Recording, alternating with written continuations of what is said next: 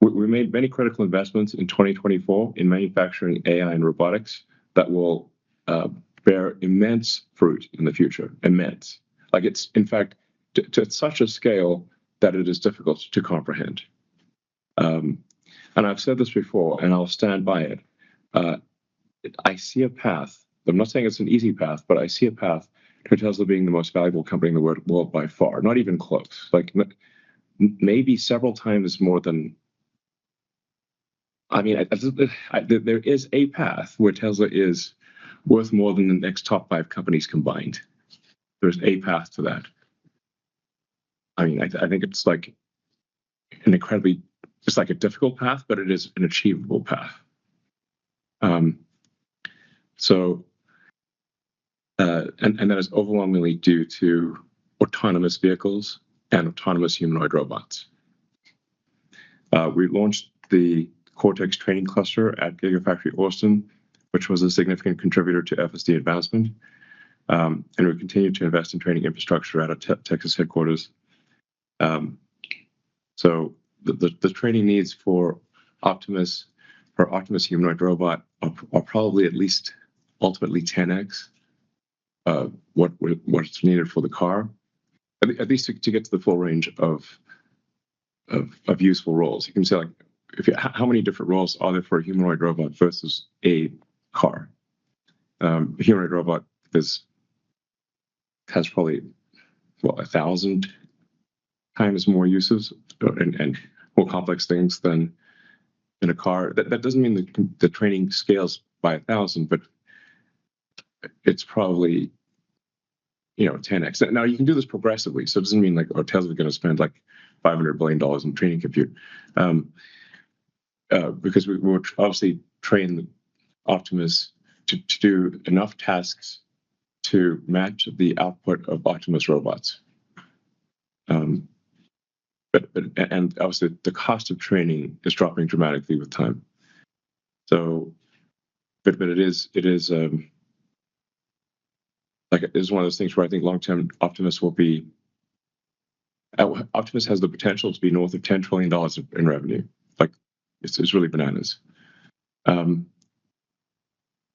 So then you can obviously afford a lot of training compute in that situation. In fact, even $500 billion of training compute in that situation would be quite a good deal.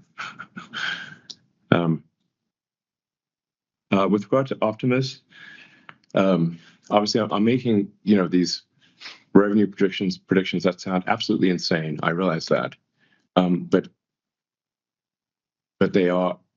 I think they will prove to be accurate. Yeah. Now with Optimus, there's a lot of uncertainty on the exact timing because it's not like a train arriving at the station for Optimus. We are designing the train and the station and in real time while also building the tracks. and so they're like, why didn't the train arrive exactly at 12:05? I'm like, we're literally designing the train and the tracks in the station in real time while so you're like, how can we predict this thing with absolute precision? It's impossible. The normal internal plan calls for roughly 10,000 Optimus robots to be built this year.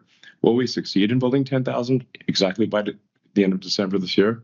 Probably not. But will we succeed in making several thousand? Yes, I think we will. Will those several thousand Optimus robots be doing useful things by the end of the year? Yes, I'm confident they will do useful things. Those Optimus in use at the Tesla factories, production design 1 will inform what we change for production design 2, which we expect to launch next year. And our goal is to ramp Optimus production faster than maybe anything's ever been ramped. Meaning, like, aspirationally, an order of magnitude ramp per year. Now, if we aspire to an order of magnitude ramp per year, perhaps we only end up with a half order of magnitude per year. But that's the kind of growth that we're talking about. It doesn't take very many years before we're making 100 million of these things a year. If you go up by let's say, a factor, by 5x per year. It's insane. Insane. Not 50%, 500%. So, these are big growth numbers. But we do need to. This is an entirely new supply chain. It is entirely new technology. There's nothing off the shelf to use. We tried desperately with Optimus to use any existing motors, any actuators, sensors. Nothing worked for a humanoid robot at any price. We had to design everything from physics first principles to work for a humanoid robot, and with the most sophisticated hand that has ever been made before, by far. And Optimus will be able to play the piano, and be able to thread a needle. I mean, this is the level of precision no one has been able to achieve, and so it's really something special. So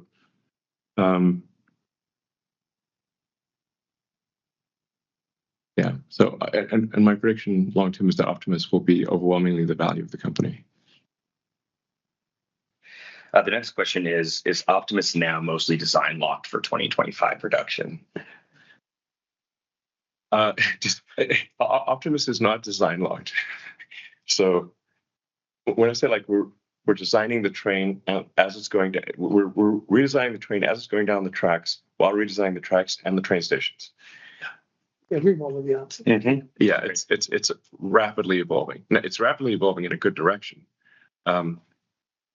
It's pretty damn amazing, actually. The team's doing a fantastic job. We really have by far the best team of humanoid robotics engineers in the world. And we also have all the other ingredients necessary, because you need a great battery pack, you need great power electronics, you need great charging capability, you need great communications, got to have Wi-Fi and cellular connectivity. And of course, you need real-world AI, and then the ability to scale that production to huge levels. So you have to design for manufacturing. The things what other companies are missing is they're missing the real-world AI, and they're missing the ability to scale manufacturing to millions of units a year. I think that is an underappreciated thing, that industrialization of design is a whole different thing than making a design. Yeah, prototypes are trivial, basically. Prototypes are easy, production is hard. I've said that for many years. The next question is also Optimus related. When will Tesla start selling Optimus, and what will the price be? Well, it may for this year we expect to just close the loop with Optimus being used internally at Tesla, because we obviously can easily use several thousand humanoid robots at Tesla for the most boring, annoying tasks in the factory, like the tasks nobody wants to do, where we have to beg people to do this task, and then it's like the robot's totally happy to do the boring, dangerous, repetitive task that no humans want to do. And that's also actually some of the easiest use cases for us to have Optimus do things like load the hopper, for say in body line, if you're transporting pieces of sheet metal to the robot, which is already robot, the robot welding line for the body, and you just have to nonstop take things out of a from one fixture to another fixture. And it's a very boring job. That's the kind of thing what Optimus could do. The guy who runs around and dumps all the weld studs in the bins. Yeah, there's a ton of boring jobs, tedious jobs, dangerous, slightly dangerous jobs that's perfect for Optimus. So we expect to use Optimus for those tasks at our factories, and that'll help us close the loop for improvement this year. It's really with production version 2, which I think launches sometime next year.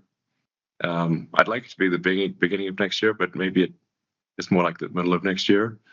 And then we have to just with a production line that is designed for, on the order of 10,000 units a month versus 1,000 units a month. So like when you design a unit when you design a production line for 1,000 units a month, it takes you a while to actually reach anywhere close to 1,000 units a month. When you design, and for any given production output, it takes you a while to actually reach its potential. But the current line that we're designing is for roughly 1,000 units a month of Optimus robots. The next line would be for 10,000 units a month. The line after that would be for 100,000 units a month. And I think probably with version 2, that is a very rough guess, because there's so much uncertainty here. Very rough guess that we start delivering Optimus robots to companies that are outside of Tesla in maybe the second half of next year, something like that. But like, so this is such an exponential ramp that it'll go from no one's receiving humanoid robots to these things are coming out like crazy. So we can't build enough. Well, we're always going to be in the we can't build enough situation. Demand will not be a problem, even at a high price. And then, as I said, like once we're at a steady state of above 1 million units a year, I think the production, I'm confident at 1 million units a year that the production cost of Optimus will be less than $20,000. If you compare the complexity of Optimus to the complexity of a car, so just the total mass and complexity of Optimus is much less than a car. So I would expect that at similar volumes to, say, the Model Y, which is over 1 million units a year, that you'd see Optimus be, I don't know, half the cost, or something like that. What the price of Optimus is a different matter. The price of Optimus will be set by the market demand. Great. Thank you very much.